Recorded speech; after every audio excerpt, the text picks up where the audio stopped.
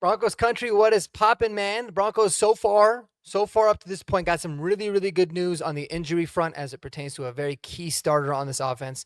We're going to get to that. They've also made a slew of other moves. So we'll get to all of it, man. Like and subscribe if you guys are not already on a mission to get myself to 2,000 subscribers. I'd love to do by the end of the year, but we'll see, man. So I appreciate it. Hopefully you guys like what you see on the channel. So let's get right into it, man, with the first move that was of significance today.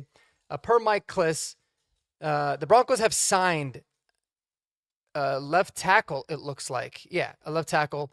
Jaron Christian, I think that's how you say your name. They signed him off of the practice squad of the Cowboys, which means he is going to go directly onto the 53.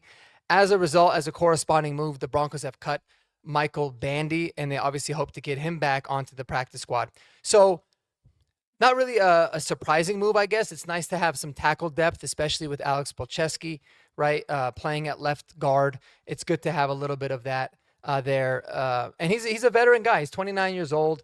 He's somebody that's played in spot starts here and there, so he'll be an interesting player. But what I think that this really means is that Matt Peart is probably not coming back from IR at any point this season. That would be my assumption whenever you sign somebody off of the 53. But who knows? They could always cut him and get him back onto the practice squad if they elect to do so. But that's kind of what I thought. Obviously, waiving Michael Bandy, not really surprising. I think that's good news that Marvin Mims is going to make his return this week. Not really surprising. If last week's game was on Sunday, they said he had played coming back from the concussion, so that's all good. But there's another newsworthy note that happened just a few minutes ago. Per The Wire, the Broncos have placed rookie inside linebacker Karene Reed hamstring on IR, and as a result, they have released rookie offensive tackle Marquez Cox from the practice squad. So this opens up a practice squad spot. And by the Broncos putting Karene Reed on IR, there's still room for one more player on this active roster, on the 53 right now, right? So that opens up speculation. Obviously, with Alex Singleton due to at least be out this week, we'll see how it comes out after the bye, after his cancer diagnosis, and Karene Reed now. There's two ways this can go. You're either going to elevate Levelle Bailey off of the practice squad, or Drew Sanders is getting ready to return. Did you guys forget about Drew Sanders? I kind of have. I'm not gonna lie. Thank the Discord for reminding me over the last few weeks. But he has been eligible to come back. This is roughly the timeline that they gave us when he had the injury in camp. So we will see. Maybe a familiar face in Drew Sanders. Frustrating player. You see the talent, but we'll see. What I will say he would add to this defense, if anything, is he'd add quite a bit of speed at the inside linebacker position. So we will see. It's either going to be Levelle Bailey or it's going to get Drew Sanders, and I guess we'll probably find out more as the week comes up. But we will ultimately see how that goes. So yes, the Broncos still have an additional roster spot open on the 53. That could go to Levelle, that could go to Drew Sanders, or it can go to somebody else. The good news that I was really getting to the beginning of the video is the Broncos did not make a move at running back. They didn't bring a running back in, and they didn't, for now, put JK Dobbins on injured reserve. Chris Thomason, shout out to him of the Denver Post. He did tweet say IR is in consideration for the Broncos after the second opinion and all of that. The good news is because it's still kind of in flux and they don't know where they want to go, that tells me that it's a grade 1 sprain of his foot, which is good. Because anything above that, grade 2, grade 3, man, those things linger. You see it all the time with players. He's probably not going to come back anytime soon. So good news on that. Hopefully they could, I don't think he's going to play this week. Hopefully he benefits a lot from the bye and can miss very minimal games after that. If JK can ultimately, at the end of the day, miss 2 games, if he misses the Chiefs game and then he misses the Commanders game after the bye week, that's a win. That's a win for the Broncos. Obviously, anything better than that's even bigger win. But that I will take that all day for JK Dobbins. So what does that mean, guys? Who steps up if JK Dobbins is not going to play this week against Kansas City? If the Broncos did make a move for this, it's probably going to be, a guy that they put on the practice squad that's not even going to play this week.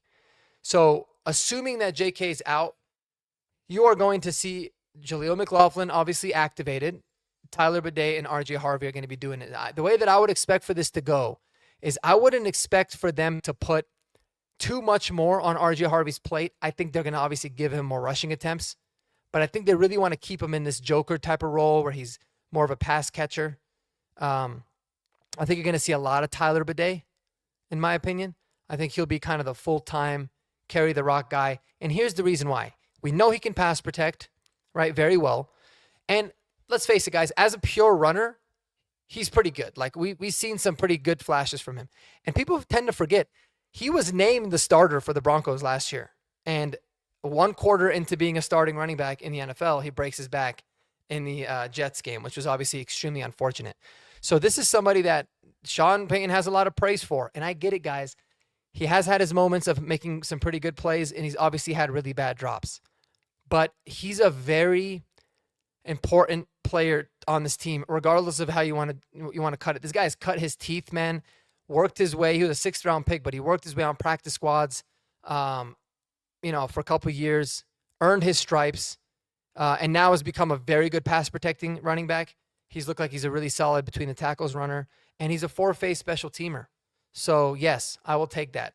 I think he's somebody that's interesting. And like I said, sometimes running backs, when they're in a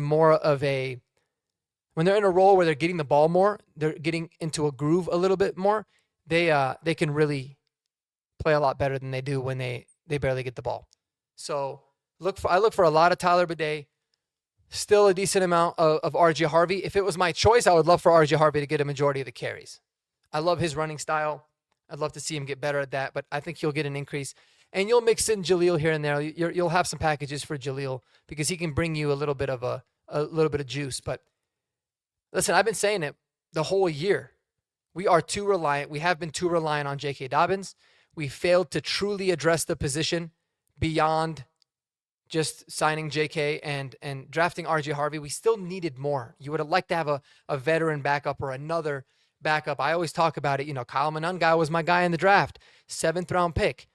Ja'Cory Krosky-Merritt, 7th round pick. Now, he doesn't look all that great as a starter, but he would have been a good depth piece. So we didn't really address it.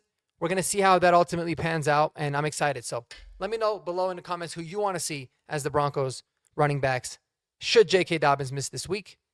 And is there anybody that you'd go out there and sign that's available right now, whether on a practice squad or that's a free agent? Let me know, man. Maybe we'll do a deeper dive video specifically on that topic. But y'all have a wonderful day. Enjoy. Go Broncos, baby.